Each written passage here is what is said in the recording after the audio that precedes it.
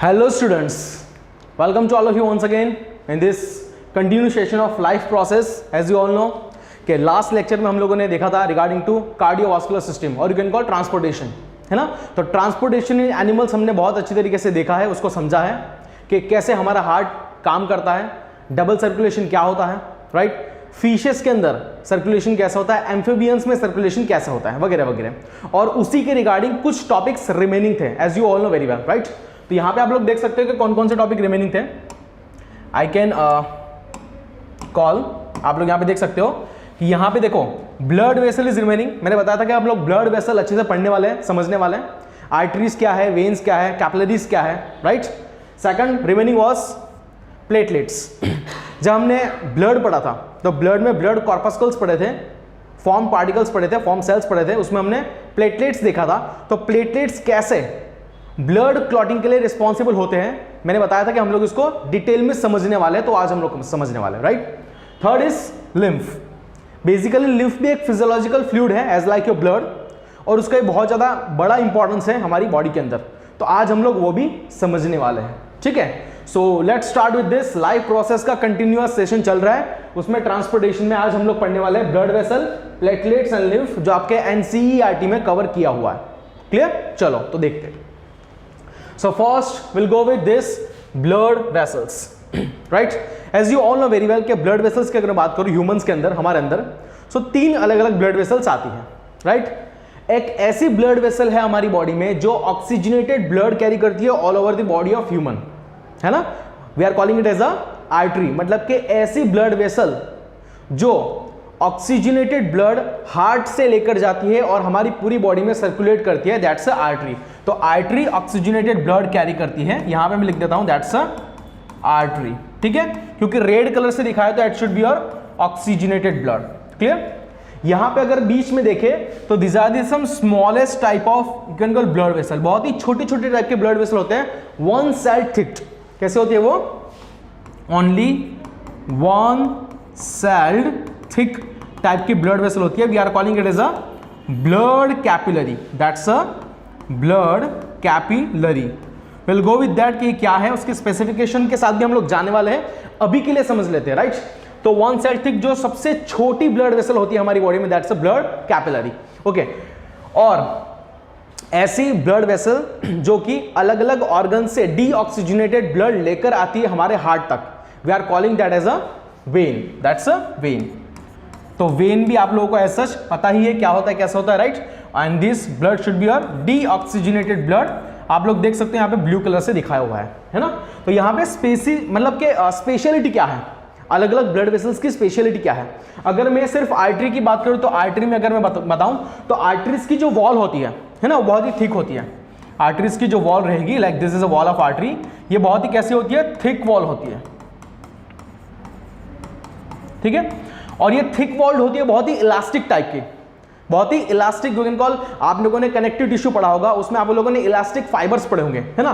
तो ये बहुत ही थिक वॉल्ड है और प्लस बहुत ज्यादा इलास्टिक है विद कंपेयर टू अदर, बहुत ज्यादा इलास्टिक इन नेचर है, मतलब उसकी फ्लेक्सिबिलिटी बहुत ही अच्छी है, इलास्टिसिटी बहुत ही अच्छी है। And that's why we measure the flow of blood और the blood pressure. Blood pressure हम लोग समझने वाले हैं क्या है, कैसा है, लेकिन अभी के लिए आपको बता दूं कि हम लोग जब स्पिग्मोमेनोमीटर लगा के डॉक्टर जब ब्लड प्रेशर किसी पेशेंट का चेक करते हैं तो वहां पे हम लोग ब्लड प्रेशर ऑलवेज चेक करेंगे आर्टरी में। तो आर्टरी में ही क्या होता है, हमारा ब्लड प्रेशर जो है वो मेजरमेंट किया जाता है ऑलवेज। कैपिलरी में और वेन में ब्लड प्रेशर मेजरमेंट नहीं किया जाएगा। Clear with this. So basically एक समझ में आ गया कि थिक वॉल्ड होती है आर्टरीज, और क्या होती है, बहुत ज्यादा इलास्टिक होती है, मतलब कि ऐसे कनेक्टिव टिश्यूज के अंदर होते हैं जिसके अंदर इलास्टिक फाइबर्स बहुत ज्यादा है, राइट। उसकी फ्लेक्सिबिलिटी बहुत ही ज्यादा है। And that's why we can measure blood pressure only in the case of artery. और आर्टरी क्या करती है, ऑक्सीजनेटेड ब्लड को लेकर जाएगी from heart to the different tissues of the body, right. Clear with this, okay. दूसरा हम लोग चलेंगे ब्लड कैपिलरीज। ब्लड कैपिलरीज की अगर बात करूं तो ब्लड कैपिलरीज बहुत ही छोटी छोटी होती है एंड वन सेल्ड थिक होती है, बहुत ही छोटी रहेगी, माइन्यूट रहेगी, है ना। अब यहां पे भी थोड़ी बहुत इलास्टिसिटी रहेगी, बहुत ज्यादा नहीं लेकिन बहुत कम रहेगी, है ना। And this blood capillaries are responsible for, यहां पे लिख देता हूं मैं, this blood capillaries are directly connected with the cells and tissues, है ना। लेट्स से कि दिस इज अ सेल। तो ये सेल से डायरेक्टली कनेक्टेड कौन रहेगा? तो this should be your blood capillary. This is blood capillary. समझ में आ रहा है ना? मतलब जो भी एक्सचेंज ऑफ मटेरियल होना है ना, समझना मैं क्या बोल रहा हूं। लेट्स से कि यहाँ पे एक मटेरियल है, इसका एक्सचेंज करना है तो वो ब्लड में जाएगा, और ब्लड में कुछ मटेरियल है उसका एक्सचेंज करना है तो वो सेल में जाएगा, राइट। तो एक्सचेंज ऑफ मटेरियल जब कभी करवाना है तो वो कौन करेगा? ओनली ब्लड कैपिलरी करेगी, बिकॉज उसका डायमीटर बहुत ही थीन होता है, वन साइड थिक होती है ना। तो वहां पे exchange of material by diffusion, by osmosis, है ना, या फिर अदर प्रोसेस से भी, मॉडर्न मैकेनिज्म से भी हो सकता है। Clear with this? तो एक्सचेंज ऑफ मटेरियल जो होना है, एक्सचेंज ऑफ मटेरियल जो होना है वो ऑलवेज कहां पे होगा? At the site of your blood capillary, जो आप लोगों को यहां पे दिख रही है, राइट। एट लास्ट हम लोग देखते हैं यहां पे, this is vein. Vein as such बहुत ही, यू कैन कॉल, उसका जो वॉल होती है ना, बहुत ही लाइक उसका ल्यूमेन बड़ा रहेगा, डेफिनेटली उसका ल्यूमेन बहुत ही बड़ा रहेगा विद कंपेयर टू आर्टरी। लेकिन वो कैसे रहेगी? बहुत ही, यू कैन कॉल, रिजिड होती है, रिजिड। मतलब कि अगर मैं कंपेयर करूं आर्टरी विद दी वेन, तो आर्टरीज में इलास्टिक फाइबर ज्यादा रहेंगे, फ्लेक्सिबिलिटी ज्यादा रहेगी, और वेन में कोई भी फ्लेक्सिबिलिटी हम लोग को नहीं देखने को मिलती है। बेसिकली वेन का फंक्शन क्या है कि डीऑक्सीजनेटेड ब्लड को कैरी करना, राइट। याद करो मैंने बताया था superior vena cava, inferior vena cava, largest vein of our body. तो वो क्या कर रहे थे? डीऑक्सीजनेटेड ब्लड को अलग अलग बॉडी के टिश्यू पार्ट से कहां पे लेके आते हैं? हमारे हार्ट पे लेकर आते हैं। Clear with this? चलो, तो ये हो गया हमारा वेन। वेन में अभी दूसरी चीज होती है, स्पेशल चीज मैं आपको थोड़ा सा बताना चाहूंगा कि यहां पे अगर मैं बताऊं तो it has a particular wall. When में क्या होते हैं? वॉल होते हैं। अभी जो स्पेशल के वॉल्स होते हैं वेन के अंदर, जो कि आर्टरी में नहीं होते हैं, जो कि कैपिलरी में नहीं होते हैं, वो सिर्फ और सिर्फ कहां पे होते हैं? अपने वेन में होते हैं। वेन में फ्लेक्सिबिलिटी नहीं होती है, बहुत ही रिजिड वॉल होता है, लेकिन स्पेशल टाइप के उसके अंदर वॉल्स लगे होते हैं। और ये वॉल्स क्या करते हैं? अगर ब्लड एक डायरेक्शन में ऊपर की तरफ जा रहा है तो उसको बैक फ्लो नहीं होना चाहिए। अगेंस्ट ग्रेविटी अगर ब्लड ऊपर की तरफ फ्लो कर रहा है हमारी बॉडी में, तो उसका बैक फ्लो ना हो, उसको प्रिवेंट करने के लिए क्या होता है? यहां पे वेन में स्पेशल टाइप के वॉल्स लगे होते हैं। क्लियर? इसको जब आप 11-12 के लेवल पे, नीट के लेवल पे समझने का ट्राई करोगे तो विल गेट टू नो, आपको समझ में आएगा कि यहाँ पे और भी बहुत सारी चीजें होती है, जैसे आर्टरी से आर्ट्रियोल्स, फिर कैपिलरी, फिर वेन्यूल्स, फिर वेन, है ना। तो बहुत बड़ा उसका ह्यूज क्लासिफिकेशन है, लेकिन अभी के लिए आपको इतना समझ के रखना है कि आर्टरी का पर्पस क्या है, वेन का पर्पस क्या है, कैपिलरी का पर्पस क्या है, और थोड़ा थोड़ा हमने उसका डिस्कशन किया regarding to its structure. Clear? So this is about the blood vessels, जो कि ब्लड को कैरी करता है, पूरी बॉडी में सर्कुलेट करवाता है, right. Oxygenated blood, deoxygenated blood, exchange of material, सब कुछ करता है कौन? हमारा ब्लड वेसल, जो मैंने यहां पे बताने का आप लोगों को ट्राई किया है। आई होप कि आप लोगों को कंसेप्ट क्लियर हो रहा होगा। डन? चलो, तो नेक्स्ट पार्ट पे जंप करेंगे। Next is platelets. बेसिकली आपको दिख रहा होगा, let's say this is a blood vessel, this is the blood vessel, है ना। इसको मैंने ब्लड वेसल लिख दिया। यहां पे जो दिख रहा है this is RBC, red blood cell, okay. और यहां पे जो ब्लैक कलर का आपको जाल जिस तरह दिख रहा है ना, दिस इज ये ब्लैक कलर का जो आपको दिख रहा है, ये क्या है? This is platelet. तो एक चीज समझ में आ रही है अपने को, क्या समझ में आ रही है? कि अगर किसी को इंजरी हो गई, लेट्स से कि मैं कुछ एक्टिविटी कर रहा हूं, लेट्स से कि मैं रनिंग कर रहा हूं और बीच में बड़ा सा पत्थर आ गया और मैं गिर गया और मुझे चोट लग गई, है ना। सो this is injured part, this part is your injured part. Injured part है, और इंजर्ड पार्ट में क्या हुआ? डेफिनेटली आरबीसी बाहर निकल रहा है, मतलब ब्लड बाहर निकल रहा है। देखो, लेकिन ब्लड के ऊपर किस तरीके से वेब लाइक स्ट्रक्चर, अगर हम लोग जाल बुनते हैं ना, जैसे स्पाइडर होता है वो कैसा जाल बनाता है, मकड़ी, है ना, मकड़ी की जाल, तो उसी तरीके से प्लेटलेट ने क्या करा? यहाँ पे आरबीसी के ऊपर जाल बनाना स्टार्ट कर दिया है। We are calling this particular structure as a platelet plug, platelet plug formation. I hope आप लोगों को समझ में आ रही होगी चीज क्या है, कैसा है, राइट। सो जब कभी किसी को चोट लगी, मतलब कि जहां पे नेक्रोसिस हुआ, नेक्रोसिस मतलब क्या? कि जो लिविंग सेल है, जो अपना एक्टिविटी सही से कर रहे हैं, उसका डेथ हो जाना, उसका डिस्ट्रॉय हो जाना, उसको किल कर देना, ठीक है। तो अगर कोई किसी को चोट लग गई तो वो पर्टिकुलर एरिया पे नेक्रोसिस होता है, मतलब कि लिविंग सेल की डेथ होती है। जब नेक्रोसिस हुआ तो वहां पे क्या होता है, ब्लड वेसल्स होती है वो भी थोड़ी सी टूट जाएगी और वहां से ब्लीडिंग होना स्टार्ट हो जाएगा। लेकिन जैसे ही ब्लीडिंग होना स्टार्ट हो जाएगा, ये मैसेज किसको मिलेगा, हमारे प्लेटलेट्स को मिलेगा, और प्लेटलेट्स क्या करेंगे, वहां पे इस तरीके से स्ट्रक्चर बनाना स्टार्ट कर देंगे, wave black structure, we are calling it as a platelet plug formation, right. अभी इतना आपके सिलेबस में है एनसीईआरटी में, लेकिन थोड़ा सा अगर आप ओलंपियाड लेवल पे सोचें तो इसी चीज को थोड़ा डिटेल में देखने का ट्राई करते हैं। इट मींस के we are going to have the actual mechanism of blood clotting. चलो देखते थोड़ा सा। So this is what we have the actual mechanism of blood clotting. As you know very well कि tissue injured हो गया, यहां पे आप लोगों को दिख रहा होगा कि टिश्यू इंजर्ड हो गया है ना। टिश्यू इंजर्ड होने से क्या हुआ, प्लेटलेट जो है, ब्लड प्लेटलेट्स वो एक्टिवेट हो गए, राइट। अब जैसे ही वो एक्टिवेट हुआ है, कौन एक्टिवेट हुआ है, ब्लड प्लेटलेट, तो दोनों के अंदर एक पर्टिकुलर प्रोटीन होता है, मतलब कि हमारे इंजर्ड टिश्यू में भी और हमारे प्लेटलेट के पास भी एक स्पेशल क्या होता है, प्रोटीन होता है। वो प्रोटीन को हम लोग बोलते हैं that's a thromboplastin, that's a thromboplastin. तो यहां पे क्या हो गया, प्लेटलेट थ्रोम्बोप्लास्टिन एक्टिवेट हो गया, और यहां पे ए दिखाया है, वो भी क्या है आपका, टिश्यू थ्रोम्बोप्लास्टिन, थ्रोम्बोप्लास्टिन, ठीक है। आई होप आपको समझ में आ रहा होगा। अब जैसे ही टिश्यू थ्रोम्बोप्लास्टिन और प्लेटलेट थ्रोम्बोप्लास्टिन एक्टिवेट हो गए, तो वो किसको एक्टिवेट करेंगे, हमारे ब्लड के अंदर, प्लाज्मा के अंदर जो भी कैल्शियम रहेंगे और कुछ स्पेसिफिक प्रोटीन्स रहेंगे उसको एक्टिवेट करेंगे, राइट। दोनों यहां पे भी प्लेटलेट थ्रोम्बोप्लास्टिन कैल्शियम और कुछ प्रोटीन को एक्टिवेट करेंगे। अब जैसे ही कैल्शियम एक्टिवेट हो गए, मैं आप लोगों को बता दूं ब्लड क्लॉटिंग फैक्टर में हम लोग कैल्शियम को भी गिनते हैं। तो जैसे कैल्शियम और कुछ प्रोटीन्स एक्टिवेट हो गए तो क्या करेंगे, they are responsible for particular process, लेकिन उसके पहले एक एंजाइम को एक्टिवेट करते हैं। We are calling that enzyme is a prothrombinase, prothrombinase है ना, प्रोथ्रोम्बिनेस करके एक एंजाइम होता है, उसे वो एक्टिवेट करते हैं। कौन एक्टिवेट करते हैं, कैल्शियम और कुछ प्रोटीन, राइट। अब जैसे ही प्रोथ्रोम्बिनेस एंजाइम एक्टिवेट हो गया तो it will responsible to convert your prothrombin, है ना, प्रोथ्रोम्बिन को आप कन्वर्ट करेगा किसके अंदर, सी, यहां पे सी लिया है, that's a thrombin, that's a thrombin, यहां पे लिख देता हूं मैं, ठीक है। अब आई थिंक आपको समझ में आ रही होगी चीजें क्या कैसे हो रही है। अब जैसे ही थ्रोम्बिन एक्टिवेट हुआ तो thrombin will act as a enzyme, यहां पे thrombin will act as a enzyme and it will catalyses the formation of fibrin.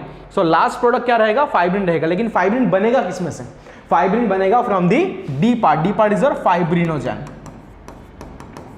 That's a fibrinogen, okay. ये बहुत ही ओवरव्यू है, यू कैन कॉल, ऊपर ऊपर से मैंने बताया है कि this is what we have, the simplest type of blood clotting mechanism, right.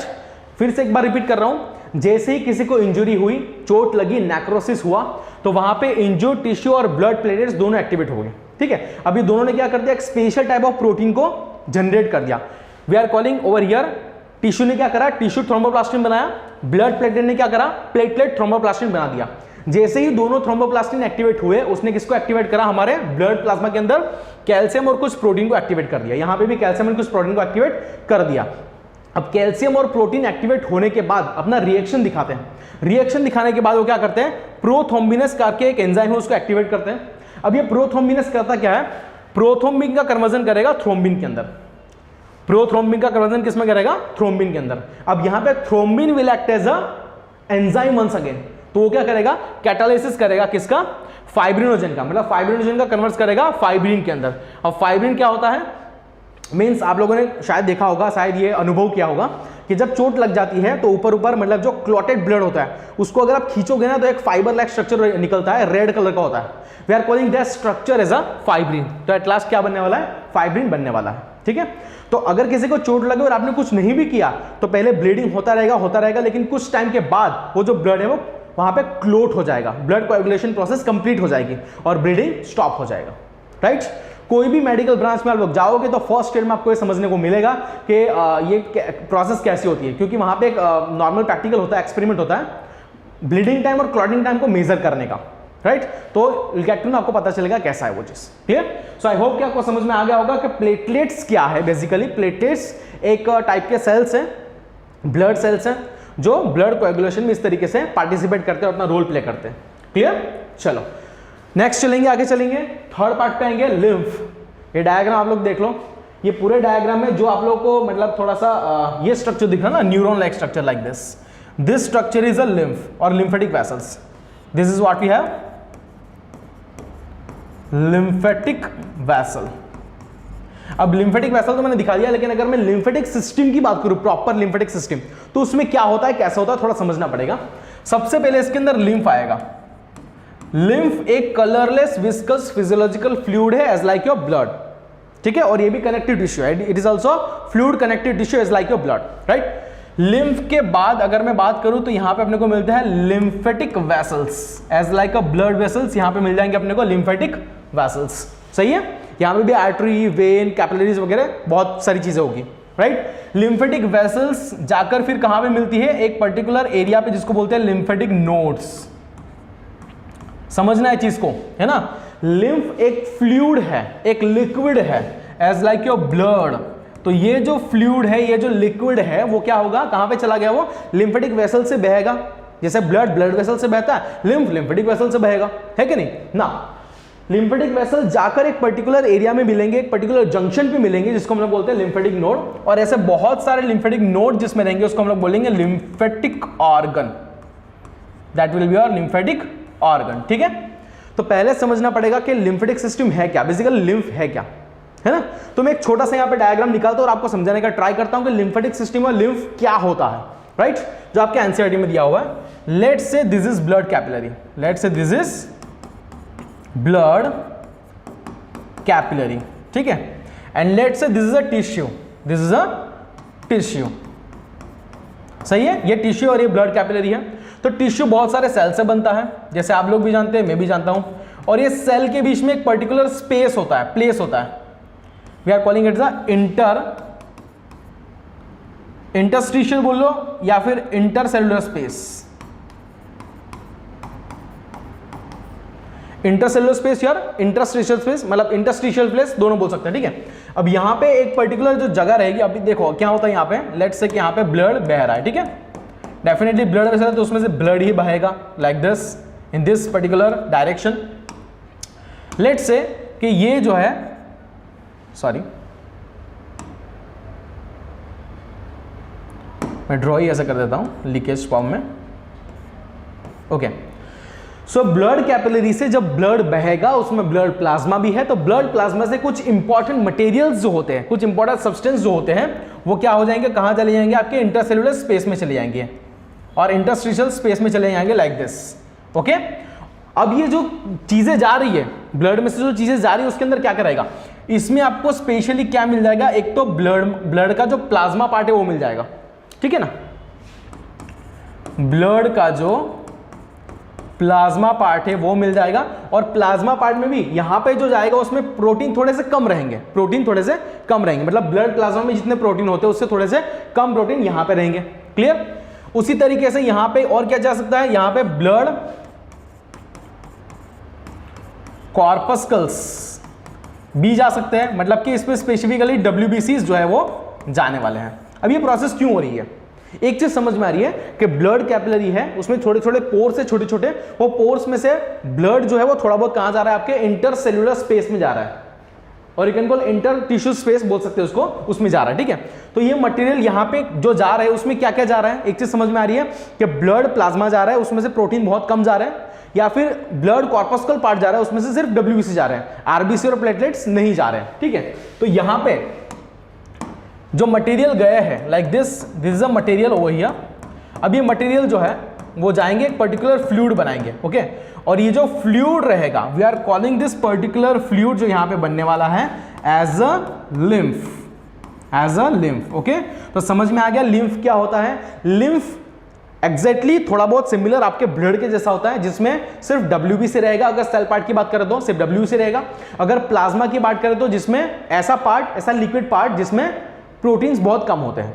ठीक है. सो दिस इज लिम्फ. अब बेसिकली ये लिम्फ कहां पे जाएगा, ये लिम्फ जाएगा आपके लिम्फेटिक वेसल में. Let's say this is a lymphatic vessel. ठीक है. तो ये जो लिम्फ है वो कहां चले जाएगा, लिम्फेटिक वेसल में चले जाएगा. समझना है, प्रोसेस समझने का ट्राई करना, बहुत मजा आएगा, बहुत अच्छा लगेगा आप लोगों को. ठीक है.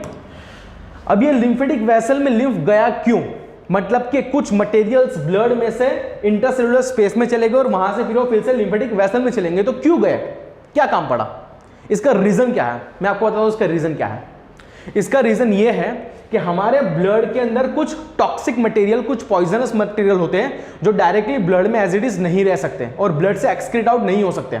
उसको डिटॉक्सिफाई करना, वो वेस्ट को प्रॉपर्ली यू कैन कॉल एक प्रोसेस करना बहुत ज्यादा जरूरी होता है ना। तो वैसे कुछ मटेरियल पहले ब्लड में से इंटरसेलुलर स्पेस में जाएंगे, बोले तो लिम्फ में जाएंगे, फिर वो लिम्फ जाएगा लिम्फेटिक वेसल के अंदर। अब वो लिम्फेटिक वेसल जो है वो कहां पे मिलेंगे, मैं आपको थोड़ा सा दिखा देता हूं। इसको थोड़ा सा इरेज कर देंगे ये पार्ट को, है ना। आई होप आप लोगों को समझ में आ रहा होगा। आप लोग वीडियो को पॉज करके अगर नोट्स बनानी है तो you can go with notes also with pausing of video, है ना। चलो आगे बढ़ते हैं, आगे देखते हैं क्या क्या चीजें हो सकती है इसके अंदर। राइट, अब इतना समझ में तो आ गया मुझे कि अभी जो है लिम्फ कहां चला गया, लिम्फेटिक वेसल में चला गया। अभी बहुत सारी ऐसे लिम्फेटिक वेसल जो है, ऐसी बहुत सारे लिम्फेटिक वेसल आकर एक जंक्शन पे मिल जाती है ना। कहां मिल जाती है, एक जंक्शन पे मिल जाती है। और वो जंक्शन को हम लोग क्या बोलते हैं, we are calling it is a lymphatic node, that's a lymphatic node. और लिम्फेटिक नोड में प्रॉपर्ली क्या होता है, यहां पे एक प्रोसेस होती है, बहुत ही फेमस प्रोसेस है, that's a phagocytosis. Phagocytosis, because you know very well कि लिम्फ के अंदर क्या था, डब्ल्यूबीसी था, और डब्ल्यूबीसी में क्या थे, स्पेशल टाइप के डब्ल्यूबीसी यहां पे होते हैं, जैसे कि लिम्फोसाइट्स, जैसे कि लिम्फोसाइट्स। और लिम्फोसाइट आपको पता है क्या करते हैं, these are the most important cells of our immune system, है ना। टी लिम्फोसाइट और बी लिम्फोसाइट हम लोग पढ़ चुके हैं। तो टी और बी लिम्फोसाइट्स क्या करने वाले यहाँ पे, they are responsible for which process, they are responsible for phagocytosis. और जो भी टॉक्सिक मटेरियल रहेगा, जो भी पॉइजनस मटेरियल रहेगा हमारे ब्लड में, उसको पूरी तरीके से यहाँ पे डिटॉक्सिफाई कर देंगे। सही है। अब सब कुछ करने के बाद फिर से क्या होता है, ये जो लिम्फ है वो मटेरियल को लेकर आगे बढ़ेगा इस तरीके से, इस डायरेक्शन में। अब जब ये लिम्फेटिक वेसल आगे चला गया, आगे बढ़ गया, तो लिम्फ क्या करेगा, वंस अगेन वही मटेरियल को टिश्यू में डाल देगा। वही जो मटेरियल उसको क्या कर देगा, टिश्यू में ऐड कर देगा, जो कि डिटॉक्सिफाई है, मतलब टॉक्सिक नहीं है अभी सही है मटेरियल, एकदम सेफ है ना। और फिर से ये मटेरियल कहां पे चले जाएगा, it will go once again into the blood capillary. कहां चले जाएगा वो, आपके ब्लड कैपिलरी में चला जाएगा, है कि नहीं। तो ये मटेरियल फिर से कहां पे आ गया, आपके ब्लड के अंदर आ गया, ब्लड कैपिलरी में, ब्लड के अंदर आ गया। तो बेसिकली आई कैन से कि लिम्फेटिक सिस्टम जो होती है, मतलब लिम्फ जो होता है बेसिकली वो पूरी बॉडी में फैला हुआ है लाइक दिस, और it will act as a middle man for tissue drainage. It will act as a, पूरा इरेज कर देता हूं। So basically I can go with this कि लिम्फ और lymphatic system is acting as, और is, just a minute, ठीक है, चलो। Lymph is middle man, lymph is acting as a middle man for tissue drainage, for tissue drainage. ये मैं बोल सकता हूं, बिल्कुल बोल सकता हूं कि lymph will act as a, और lymph is acting as a middle man, lymph is acting as a middle man for the tissue drainage process. तो ये एक चीज समझ में आ गई कि कैसे वो हार्मफुल टॉक्सिक्स को या फिर वेस्ट मटेरियल को ब्लड से लेकर डिटॉक्सिफाई करके फिर से ब्लड में डाल देता है, जिससे ब्लड के सेल्स सेफ रहे, है ना, और अच्छी तरीके से एक्सक्रीशन प्रोसेस हो पाए। ये पहली चीज समझ में आ रही है। दूसरी चीज ऐसी होती है कि हमारे स्मॉल इंटेस्टाइन में, हमारे स्मॉल इंटेस्टाइन में एक स्पेशल टाइप की लिम्फेटिक वेसल होती है। We are calling that special type of lymphatic vessel as a lacteals. क्या बोलते हैं उसको अपन, लैक्टियल्स कहते हैं। और ये लैक्टियल्स जो है, this are most importantly responsible for absorption of fat और लिपिड, है ना। फैट और लिपिड में का एब्सॉर्प्शन के लिए रिस्पॉन्सिबल होता है। बेसिकली फैट और लिपिड से क्या बनेगा आफ्टर डाइजेशन, इससे बनेगा आपका फैटी एसिड एंड ग्लिसरॉल। क्या बनने वाला है, फैटी एसिड एंड ग्लिसरॉल हम लोग पढ़ चुके हैं बहुत अच्छी तरीके से। जो ये बनने वाला है तो इसके किसके लिए रिस्पॉन्सिबल है, एब्सॉर्प्शन के लिए रिस्पॉन्सिबल है लैक्टियल्स। जब हायर स्टडी पे जाओगे, जब नीट की स्टडी करोगे तो गेट टू नो के लैक्टियल्स क्या है, उसका स्ट्रक्चर कैसे होता है, कैसे वो हमारे स्मॉल इंटेस्टाइन के विली स्ट्रक्चर के अंदर एंट्रैप्ड होते हैं, प्रेजेंट होते हैं, और वो कैसे हमारे फैटी एसिड एंड ग्लिसरॉल को रिस्पॉन्सिबल है एब्सॉर्प्शन करवाने के लिए and then for assimilation process. सही है, तो दो चीज समझ में आ रही है। लिम्फ इज एक्टिंग एज लिख देता हूं, ठीक है, तो नोट्स में आपको प्रॉब्लम नहीं आएगा। Lymph is acting as a middle man for tissue drainage process. सही है। दूसरा, स्मॉल इंटेस्टाइन में जो लिम्फेटिक वेसल्स होती है स्पेशल टाइप की, कहां पे होती है वो भी लिख देता हूं मैं, विली जो होती है, विली, तो विली में होती है you can call lymphatic vessel, और जो क्या होती है लैक्टियल्स, जिसको हम लोग बोलते हैं responsible for absorption of this fatty acid and glycerol. ये दूसरी चीज हो गई। And third we can go with that's lymph और लिम्फेटिक सिस्टम। मैं लिम्फेटिक सिस्टम लिख देता हूं अभी। Lymphatic system is acting as a most important route और path for acting of your lymphocytes. मतलब कि हमारे बॉडी में जो इम्यून सिस्टम है उसमें सबसे इंपॉर्टेंट रोल प्ले कर रहा है कौन, लिम्फेटिक सिस्टम। ठीक है, तो यू कैन कॉल कि हमारे डिफेंस मैकेनिज्म में भी क्या कर रहा है, हेल्प कर रहा है पूरी तरीके से। क्योंकि as you know very well ना कि लिम्फ के अंदर क्या रहेंगे, सिर्फ डब्ल्यूबीसी रहेंगे। डब्ल्यूबीसी में क्या रहेगा, बेसिकली मैक्रो मतलब फैगोसाइटोसिस करने के लिए क्या रहेगा वहां पे, न्यूट्रोफिल्स भी है या फिर लिम्फोसाइट्स भी है। और मैंने बताया था ऑलरेडी कि टी लिम्फोसाइट और बी लिम्फोसाइट बहुत ज्यादा स्पेशल टाइप के सेल्स है हमारे इम्यून सिस्टम को बनाने के लिए, उसके बिना इम्यून सिस्टम नहीं है। तो वो रोल भी कौन प्ले कर रहा है, कहीं ना कहीं पे हमारा लिम्फेटिक सिस्टम रोल प्ले कर रहा है ना। तो तीन बेसिक फंक्शंस जो है, मोस्ट इंपॉर्टेंट फंक्शंस जो है वो लिम्फेटिक सिस्टम के रिगार्डिंग मैंने बता दिए। राइट, एक बार रिवाइज करूंगा। लिम्फ एक फ्लूइड होता है, कलरलेस विस्कस थोड़ा सा फ्लूइड होता है एज लाइक योर ब्लड, लेकिन थोड़ा सा डिफरेंट होता है क्योंकि यहां पे प्लाज्मा में सिर्फ प्रोटीन कम रहेंगे लिम्फ में, और डब्ल्यूबीसी रहेगा in the case of only cells. फिर ये जो लिम्फ है वो बहेगा अपने लिम्फेटिक वेसल्स में से, एज लाइक आर्टरी, वेन और कैपिलरी हमने देखी थी, तो यहां पे भी लिम्फेटिक वेसल में से लिम्फ बहेगा। फिर वो एक जंक्शन पे जाके मिलेगा जिसको हम लोग बोलते हैं लिम्फेटिक नोड, जहां पे पूरी तरीके से डिटॉक्सिफिकेशन होगा, प्यूरिफिकेशन होगा टॉक्सिन मटेरियल्स का। राइट, उसके बाद वो कहां जाएंगे, फिर से वो जाएंगे हमारे टिश्यूज इंटरसेलुलर स्पेस में जाएंगे, है ना, इंटरस्टिशियल स्पेस में जाएंगे, और वहां से फिर से वो ब्लड में चले जाएंगे। तो ये इस तरीके से मैंने थोड़ा ओवरऑल व्यू आपको बता दिया है कि क्या होता है लिम्फेटिक सिस्टम और कैसे this lymphatic system is helping us, और you can call the most important part of your circulation और transportation system. Clear? I hope कि आपको ये पूरी चीज क्लियर हो रही है, समझ में आ रही है। मैं बहुत ट्राई करूं कि आप लोगों को समझ में आ जाए। क्लियर?